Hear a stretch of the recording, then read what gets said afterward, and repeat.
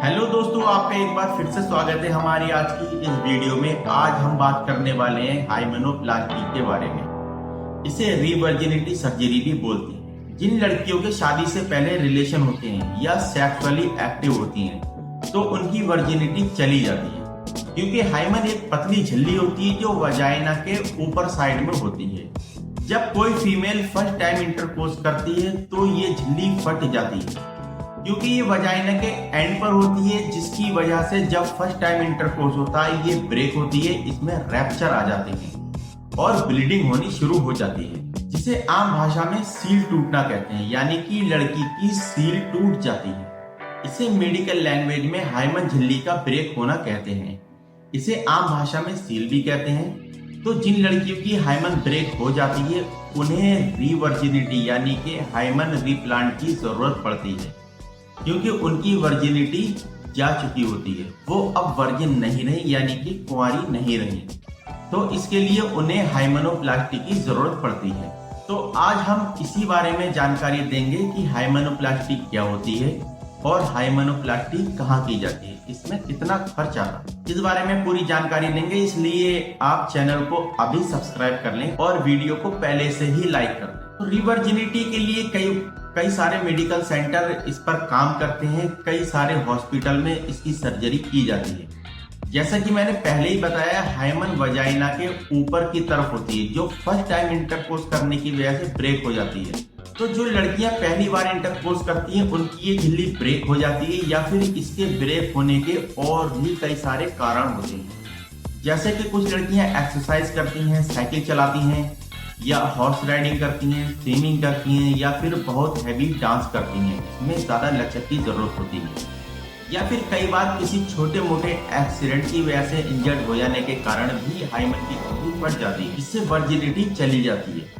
इसलिए हमें किसी भी लड़की को हाइमन की वजह से जज नहीं करना चाहिए कि वो वर्जिन है या नहीं, क्योंकि कई बार ऐसे पैड्स आते हैं जो रोल वाले पैड्स होते हैं, जिनका यूज लड़कियां पीरियड्स में करती हैं, उनकी वजह से भी हाइमन ब्रेक हो जाती है। तो कई बार लड़कियों को शादी के लिए इसमें काफी समस्याएं आती हैं। उनको लगता है कि जब हमारी शादी होगी और ब्लीडिंग नहीं होगी तो इससे शादी में हमारी जिंदगी में इफेक्ट पड़ेगा। इसके कारण हमें ताने झेलने पड़ सकते हैं या बातें सुननी पड़ सकती हैं। कई बार पार्टनर से रिश्ते खराब हो जाते हैं, क्योंकि उसे लगता है कि शादी से पहले ये सेक्सुअली एक्टिव थी, जबकि हाइमन ब्रेक सेक्स के कारण नहीं बल्कि डांस करने के कारण, एक्सरसाइज करने के कारण, स्विमिंग या साइकिलिंग करने के कारण, या फिर हॉर्स राइडिंग की वजह से हाइमन ब्रेक हुई होती है। फिर भी उन्हें इस तरह की प्रताड़ना झेलनी पड़ती है। तो इसके लिए अच्छा सॉल्यूशन होता है हाइमेनोप्लास्टी। जिन लड़कियों की वर्जिनिटी जा चुकी है, चाहे किसी भी कारण से, वो मेडिकल सेंटर में जाकर अपनी रिवर्जिनिटी यानी हाइमेनोप्लास्टी करा सकती है। तो आइए जानते हैं कि हाइमेनोप्लास्टी किस तरह की होती है।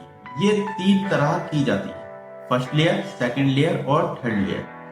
फर्स्ट लेयर में कॉस्मेटिक तरीके से वजाइना को रिपेयर कर दिया जाता है। जो झिल्ली ज्यादा निकली हुई होती है उसे कट करके फिर से जोड़ दिया जाता है। इसमें 50 to 60% चांस रहते हैं कि फर्स्ट टाइम इंटरकोर्स में हाइमन ब्रेक होगी और ब्लीडिंग होगी। इसके बाद सेकंड लेयर आती है, जिसमें 70 to 80% डॉक्टर गारंटी देते हैं कि हाइमन ब्रेक होगी और ब्लीडिंग होगी।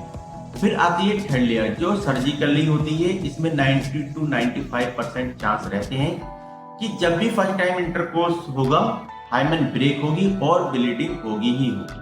इससे सामने वाले को पता नहीं चलेगा कि ये रिवर्जिनिटी कराई गई है या पहले से वर्जिन थी। इस सर्जरी को कराने का सही समय शादी से कम 3 महीने पहले होता है, क्योंकि जो टाके लगाए जाते हैं वो गल जाते हैं और हाइमन अपनी जगह सेट हो जाती है। इसके कोई निशान या सबूत या कोई ऐसा एविडेंस नहीं रहता जिससे पता चले कि सर्जरी कराई गई है। अगर इससे पहले कराएं तो और भी अच्छा है। कुछ लड़कियों को लगता है कि हम इतने समय तक अपनी हाइमन को नहीं रोक सकते, यानी वर्जिन नहीं रह सकते, तो वो शादी से 3 महीने पहले ये सर्जरी करा सकती है। सर्जरी में ज्यादा टाइम नहीं लगता, 2 से 3 घंटे में ये हो जाती है। लोकल एनेस्थेसिया देकर ये की जाती है। ये कोई बड़ी सर्जरी नहीं होती, आप अकेले भी जाकर इसे करा सकते हैं। सर्जरी से पहले मेडिकल सेंटर में जाकर पूरी जानकारी लें, कौन सी टेक्निक यूज कर रहे हैं, सिंगल लेयर, डबल लेयर या फिर ट्रिपल लेयर सर्जरी के बाद कुछ एहतियात बरतनी होती हैं, जैसे कि 8 से 10 दिन तक कोई एक्सरसाइज नहीं करनी होती या ऐसा कोई काम जिससे हाइमन पर दबाव पड़े। 8-10 दिन के बाद आप नॉर्मल रूटीन अपना शुरू कर सकते हैं। हाइमन पूरी तरह सेट हो जाती है, इसलिए आप जो है वो कर सकते हैं। अब बात करते हैं कॉस्ट की। इसकी लागत लगभग 20 to 50,000 के अराउंड आती है, जो अलग अलग मेडिकल सेंटर पर और अलग अलग टेक्निक पर निर्भर करती है। सर्जरी के बाद 2 से 3 घंटे में डिस्चार्ज कर दिया जाता है, क्योंकि ये बहुत बड़ी सर्जरी नहीं होती।